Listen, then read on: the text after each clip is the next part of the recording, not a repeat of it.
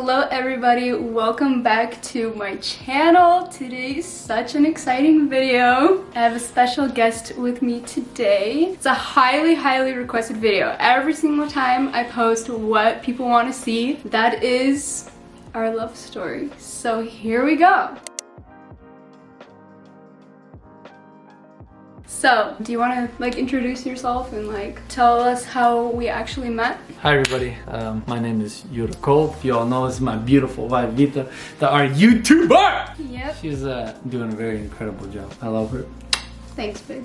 This is our love story. I hope you guys enjoy it. It is very interesting. A little bit of background. I had a really big desire to go to missionary school. And when I was going to missionary school, I was just looking to grow in God. In our school, we had different ministries. And we had rehab ministries, prison ministries, some other things. And really wanted to do rehab ministry. And we were taking a trip to Seattle to visit the God Provide Rehab Center. We drove there, we got there, we had a church service. I think it was like Friday or something. Sunday service happened. And the first time I think I saw Vita, or I actually maybe just talked to her, is we went to a restaurant in Seattle. I remember just seeing her and seeing the way she talks. It's funny, man. This girl was like 15 or 16 years old. The most immature person you could ever meet. I remember they were like talking, we're talking to her. I was with my friend. Because I was with Eunice, right? Yeah, you were with Eunice. I was with Eunice. And Eunice, if you're watching this.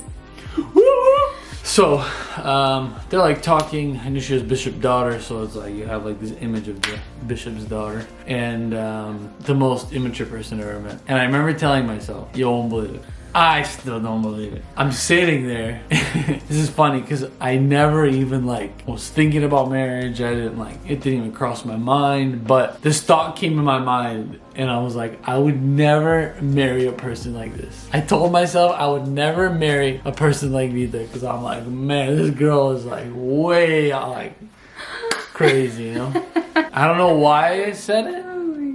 But it was just I just said it and I remembered it when we started dating or when we got married, right? I think it was when we were already married. You're like, do you remember? I think I remember telling myself I would never marry you or something. And I was like, what? I was like, what do you mean?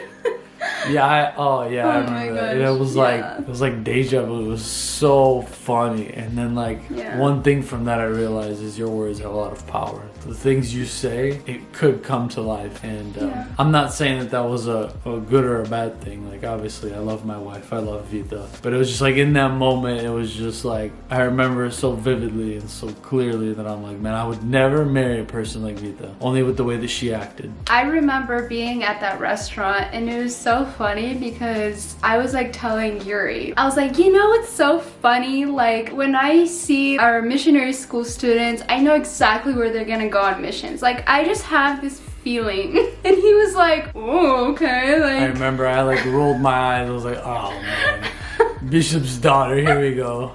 Telling me where to go. And I was like, you're gonna go to Ukraine. And I remember she said that and I was like, whoa.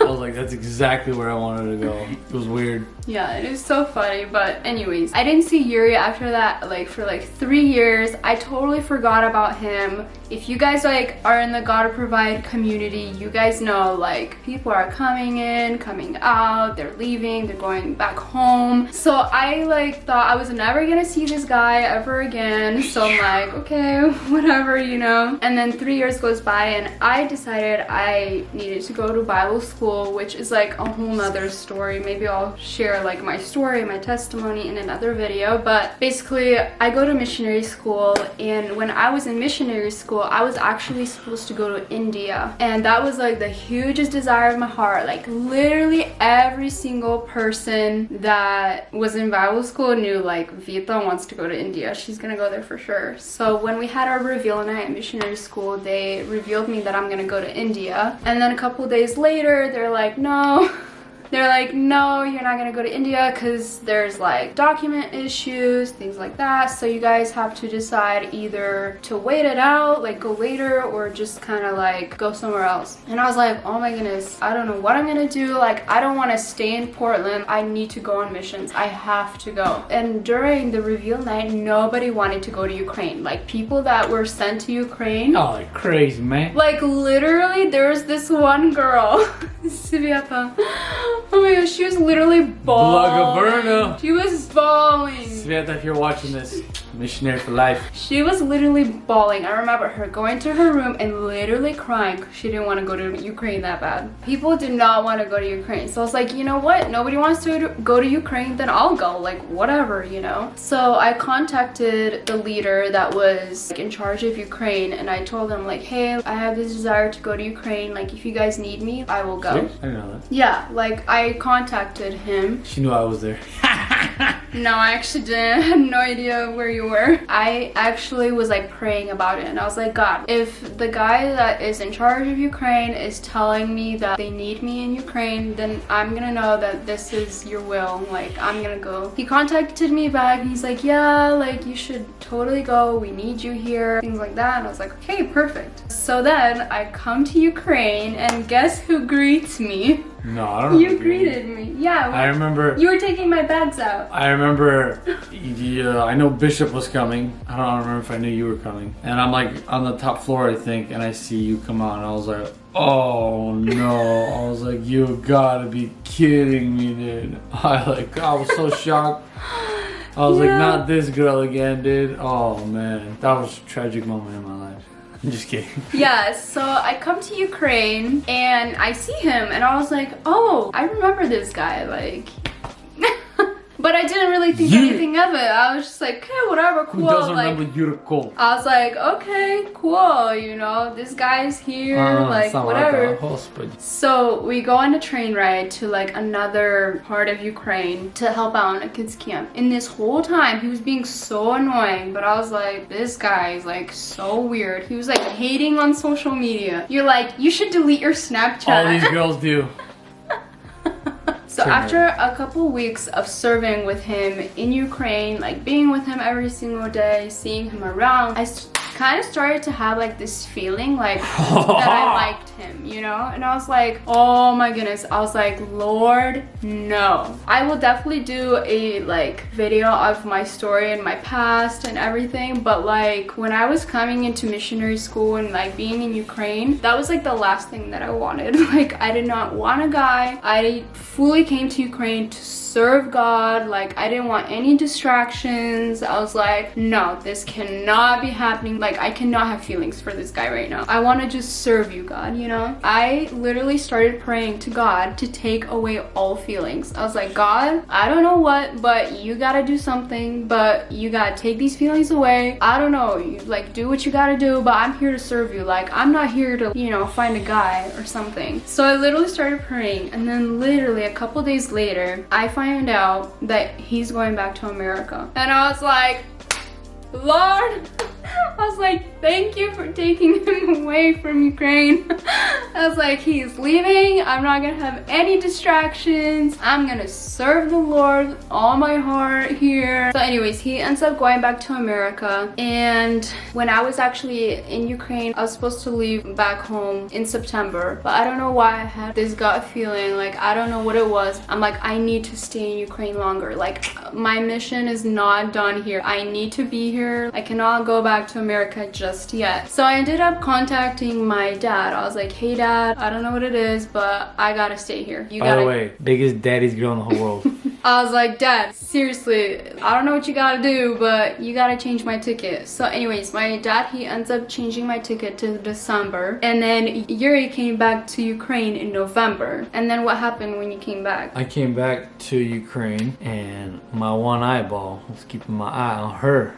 No, I'm just kidding. I came back and I'm a very visual person. And so I noticed that this character it was changing, you know, from the last time I saw her, which was like 2 or 3 months ago. It was completely different. And I knew that she was going home in like a month, pretty much, month and a half or 2 months. And I know that feeling of going home and just anxiety that you get, and you almost feel like you're not worth it, you know, like being on missions. I mean, I was in missions for like 2 years, and then coming back home and working and kind of getting into life it's a whole different transition when you're full-time serving. So I could see that like little things were bothering her, you know, and I'm the type of person I just go up and ask, you know, and I wouldn't like it when we'd be all in groups or whatever, and then like one person's down. So I'd always come up and be like, hey, what's wrong, you know, what's up, you know, and I just my personality, you know, she would just tell me these like certain things that she'd be going through, and I'd understand it because I'd go through it, and slowly and surely we just kind of started talking that way. And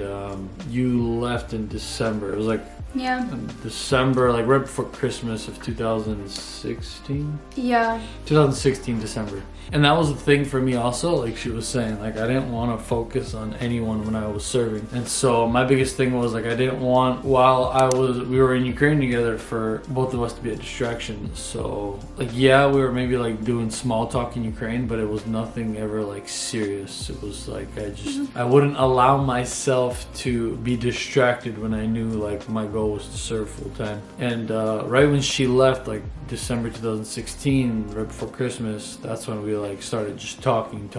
When I left Ukraine, I actually said bye to you. You don't remember this, I don't know how, but I knew I was probably not going to see Yuri again. So I was like, hey Yuri, bye, I guess this is it, like probably not gonna see you again, you know. And we were like really good friends though, like we were small talking, but we were like just friends. It wasn't like anything, you know. So it was super weird because when I was saying bye to him, he was like, this is not goodbye, and he literally like turned around and walked away. And I was like, well, that was rude. Like, you could at least say bye. I remember taking you to the airport. No, right? You took Anna to the airport. Really? You took Anna to the airport. And I even asked you, I was like, so will you take me to the airport tomorrow? And you're like, or like, you know, when I leave, and you're like, no, you can do it yourself. You were like so rude. I was like, wow, I don't remember that at all. He was like being like kind of in denial, like almost. I didn't want to get emotionally attached, that's what it was. Yeah, pretty much. So anyways, and because I wasn't, you know. When I was leaving Ukraine, I actually ended up going to Kiev for 3 days, and they did not have no Wi-Fi, no service, like nothing. So I wasn't able to like be on my phone or anything. And then I ended up coming to the airport in Kiev, and I finally got Wi-Fi, and I saw that Yuri texted me, like he like 10 times. No, I'm just kidding. What did you? He was like asking me how I'm doing or something. He was like, hey, how are you? Like, did you make it to the airport? You know? Then I texted him back and I was like, hey, I'm so sorry. Like, crying emojis, you know? I was like, I'm so sorry. Like, I literally did not like have Wi-Fi or service, so I only now seeing your text, you know? At that moment, that's when we actually started talking. Like, yeah, for sure. Yeah, like we're like. That's when the love. That's when it actually started. Like we started. Любовь.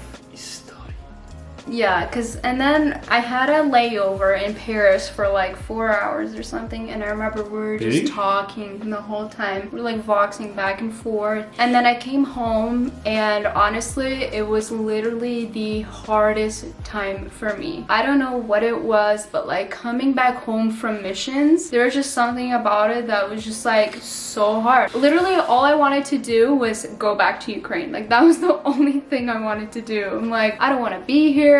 Just conversations, like the way people are in America, like it was kind of like almost culture shock again, and it was just so hard. And Yuri knew exactly what I was going through, so every time me and Yuri would talk, like I always felt so much better because I'm like, man, like he actually understands like what I'm going through. Like he was really encouraging me. We had like always really good conversations, but at the same time he'd always say these like flirty things. You would say like, good morning Sleeping Beauty or something. I remember you saying that. I would never say something. Yeah, you did. And I was like, okay. I'm like so confused, like, hey, are we like friends or are we like something else? I didn't want to ask him, you know, like, hey, what are your intentions, you know? And I remember my dad, like my parents were very involved actually. Even they like knew that we were talking, and my dad would always be like, ну что там, как там Юрка, you know? He'd always be like, how's Yuri, you know, like, and I was like, Dad, I mean, I don't know, like, we're talking, but he's not like saying anything like that he likes me or anything. And then comes a time when he doesn't talk to me for like a week. Why did you not talk to me for a week? So what it was when I understood that me and Vita were talking, on a more serious level that it was gonna go into a relationship. I was still serving in Ukraine. It was nice because she was in Portland now, which was 10 hours away. So I would only be able to talk to her either in the morning or at night. So like she'd wake up, I'd talk to her for a little bit, and at night before I go to sleep, I'd be able to talk to her. So it was like perfect. I didn't have any distractions in the middle of the day, which was super nice. When we started talking more seriously, one of my biggest things was, I remember me and my friend were just talking. I just realized that like if I really want to get this relationship to the next level, I didn't want it to be something with my emotions that I would like her or even fall in love with her. I knew that it was emotions, but my biggest thing was is if it was coming from my heart, then I knew that this was the person. So I didn't vox her or talk to her for 1 week, and I told myself, if she voxes me in a week for me not replying, then I will understand that this is the person that I want to keep talking to and eventually get married to. And I don't remember if I did or I didn't listen to her vox from the previous one she sent me. I don't fully remember, but I do remember that whole week just trying to distract myself, only because I wanted to see if I was able to put my emotions to the side and kind of focus on my ministry, and then understand that I liked Vita and that I wanted to progress this relationship, that I didn't want it to be something that I was just kind of like get my blood boiling, like talking to her, and but I really wanted it to be from my heart. That week was hard because my mind wanted to talk to her, my mind wanted to reply to that message to her, but I knew that like if I wanted to go forward in a relationship, that I had to take a step back and see the way that my body would react, my emotions would react. And it was crazy because she voxed me Saturday, and literally the next Saturday, the following morning, she voxed me, and it was like dead on. And I just remember how like, not that I was shocked, but I just knew that like the Lord was leading me. And I don't remember her reply, but I remember like telling her this, and that's when I think I told you that I liked you. Yeah, that is. And that's when I wanted to go in a deeper relationship. And that's kind of how, I told you that I liked you and I wanted to start a relationship. Yeah, you told me you liked me, yeah. Yeah, and then then I explained to her why I did what I did, and I think you're okay with it or not. I don't remember that part. You asked me if I was upset that I didn't that you didn't really? Yeah, you asked me, you're like, how did you feel about me like not talking to you for like a week? And I was like, I was sobbing and crying, and honestly, and honestly it was so interesting because when he didn't talk to me for like that whole week, I like didn't even like realize it. Like, it's so hard to believe, but I don't know, it was so interesting. Yeah, like usually like when a guy like stops talking to you, you like get all upset and you're like, why is he not talking to me? He's like totally ignoring me, blah blah. But like, I don't know, it was just interesting because I just realized that you were probably busy, because I knew new missionaries were coming to Ukraine and things like that. I was like, oh, he's probably busy, wife material right there. I didn't really think anything of it,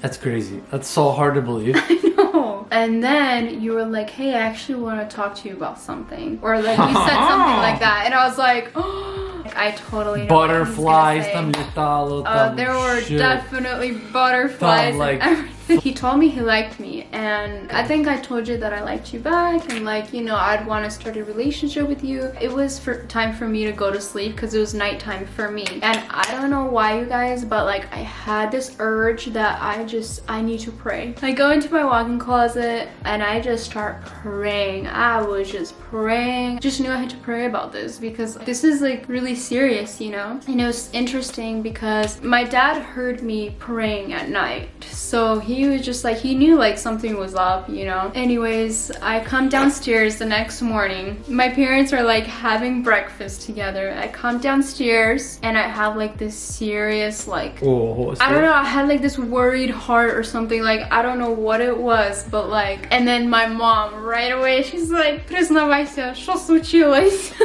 She's like, what happened? Come on, tell us, And I was like, go tell everything. One thing about like this relationship that I was telling myself is like, I don't care what, but I'm gonna be very open and I'm gonna be honest with my parents, because in the past I was not, and it just was not good for me. And it was really, really important to me to receive my parents' blessing. So when I came downstairs, I told them straight up, I was like, you know what, guys, Yuri told me he liked me, he likes me. And my dad right away, he's like, oh, he's like, этот Бога.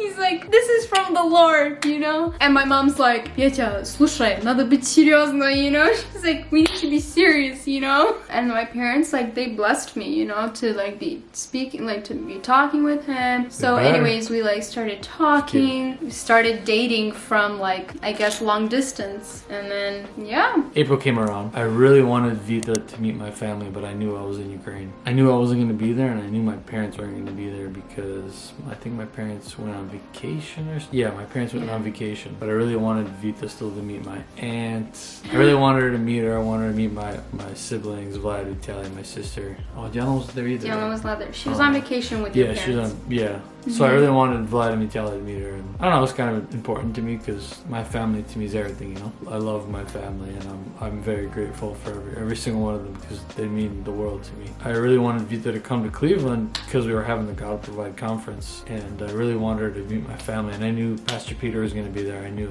my mother-in-law was going to be there. I'm Vita's mom at that moment, and I don't know, it was just like, it was very important to me, and I remember I also really wanted to be there. Like, I was like, man, dude, I wish that I could go, you know. And I remember when I was serving in Ukraine still at the time, I really wanted to go to the God Provide conference because everybody knew that I was talking to Vita seriously now, that it was progressing pretty much, and I had a big desire just, you know, to see her and meet my family. And I didn't tell her anything about it either. I was like, I'm keeping this on the down low. I kind of want to surprise her if I do make it there. If I don't, it's whatever, you know. And my biggest thing was, if I find a ticket, a round trip for $300, I'll go. And that's unrealistic. That's the, to get a plane ticket from Ukraine to Ohio for $300, it's like $600 usually. That's what it is. And I remember looking up tickets. I looked at so many sites, and then I remember looking at a ticket, and it was like $300. Either it was like $320 or $380. I don't remember, but it was super duper cheap, and I was so mind blown. Like, I could not believe it that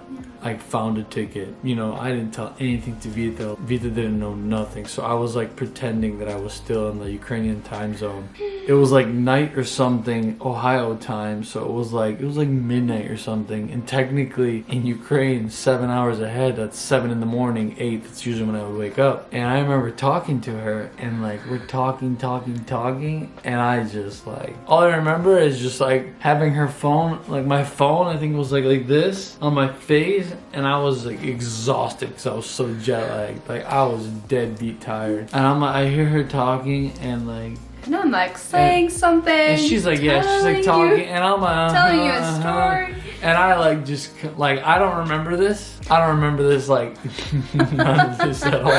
And I ended up, no, you just continue. I don't know, I'm like telling him a story, and he's just silent, and I was like, hello, you know, and I'm like, okay, this is like kind of getting awkward, like I don't know, like, and then like I hear him breathing, and I'm like, okay, like this is like really weird. So I just like put myself on mute, and I put him on speaker, and I just put my phone like for like 20 minutes. I was like, okay, what the heck? I'm like, what happened? I'm like, literally, it's like morning. I'm like, he must be like really tired or something, you know? And then I remember waking up that morning, I'm like, man, why is my phone like right behind me? I was super confused. So like I put my phone down, and I go back to bed, and I wake up in the morning, I'm like a heck of confused, you know? I look at my phone, and she's like, hey, what happened, you know? What do you mean what happened, you know? Like, I don't remember nothing, you know? I mean, I realized you fell asleep, but I was like, okay, like this is really weird because it should be morning. Yeah, know? exactly. Like, I was like, why did he fall asleep? She ended up boxing me, and then you technically went to sleep because it was night for you. And I like, when I read her Vox or I listened to it, I was like shocked. I was like, no, like what did I do? You know, because I knew she knew I was in Cleveland. I mean, knew that I was in Ukraine, and I didn't want her to know that I was in Cleveland. So I'm like trying to make up the best lie that I can think of, you know. I'm like thinking, shoot, I'm like, you know what, I was just super exhausted. I made up like a story that we were doing some heavy stuff, or like we were just doing some crazy stuff the day before, you know. I'm just telling her like, hey, like I passed out, like I'm so sorry, like I was tired, you know. And she's like, oh yeah, cool, you know, whatever, like completely, like I was like, all right, cool. And like I'm like, man, praise the Lord. Because I Zero idea, because I even remember asking you, like, would you want to come to Cleveland, you know, for the conference? Oh yeah, and I kept ignoring it. And like, he pushing was it like, off. no way, like, why would I go? This and that. All these excuses, like, they're so busy in Ukraine, he cannot leave. So I was like, there's no way he's gonna be there, you know? But then my cousin kind of ruined it. Yeah, that was so I contacted mad. my cousin because the thing is, I was like, this is really weird. Like, Yuri's like, I want you to meet my family, but I'm not gonna be there. I was so mad. I was like, what do you mean I'm gonna meet your family and you're not gonna be there? That's so awkward, you know? So I was like, hey, I'm gonna get my cousin to come with me, you know? So I contacted my cousin and I was like, hey, do you know Yuri Cole? He's like, oh yeah, he was like preaching on like whatever day. And I was like, what do you mean he was preaching? You know? I was so mad. He's like, yeah, he was at church. And I'm like, what do you mean? He's in Ukraine. Yeah, and then really. I remember like realizing that you might be in Cleveland. And I remember like I was at the store with my mom and my mom's like, what happened? Like she literally thought someone died. Like, I'm not kidding. She's like, что случилось? And I was like, Mom, I think Yuri's in Cleveland. Her dad had to be a smarty pants. I come home and my dad is like, hey, I think Voxer, you can check the location. Like check where he is, you know? So I go on the Voxer and I look at the location and I see that he's in Cleveland. Anyways, so I come to Cleveland and he greeted me at the airport and it was interesting because it was like the first time that we saw each other not being like just friends. Like we were actually like, you know, like together like as a couple. He gave me a hug and then we hung out a lot in Cleveland, talked a lot, went on our date. Yeah, that's pretty much our love story. I mean, I met part of your family. I remember she like tried it hiding it and I could hear it in her voice that she already knew that I was in Cleveland. And she's like, I have to tell you something. And my first thought is, you know, I'm like, stupid. I'm like, who ruined it, you know? Yeah. Dude, I was so upset. It brought me all my hard work. Don't ever tell girls anything. Well, it was a guy that ruined it. But anyways, so yeah, that's pretty much our love story. And it just like went on from there. Got engaged, got married, and things like that. If you want to hear our proposal, I need 1,000 likes on this video. We made one more for you. That bonus! I won't do it if I don't get 1,000 likes, people. Okay, 1,000 is a lot. No, we're going to go big or go home. I think like 100. If you get 500 likes, I do one more for you. One more post. We actually have a very funny, interesting proposal story. So yeah, if we get, what, 500 likes, then... I put it in perspective. 5 and a 0. Add a 0 in there. And a 0! That means every single person that watches this has to put a like on this video. That's right, because I ain't gonna do it. Well, this was a lot of fun filming this video with you. Thanks for doing it with me. Yeah, that's your character. I love you, P. I love you too, babe. So I hope you guys really enjoyed this love story. You gotta like, subscribe, and share the video, bro. And girl. Yes, I hope you guys really enjoyed it. If you did, definitely give it a like and give a comment. Subscribe to my channel. Don't forget, like the video. If you guys liked this kind of video and you want Yuri to be in more of these videos, definitely give it a like. 500 likes. Comment the next video you guys want us to do. You're so annoying. My face looks. Maybe we could do like a marriage Q&A or something. Oh no, that's 1,000 likes for that one. I think people would want that, like a marriage Q&A. Like you guys can ask us questions and we can answer. I hope you guys enjoyed and we'll see you guys next time. Bye!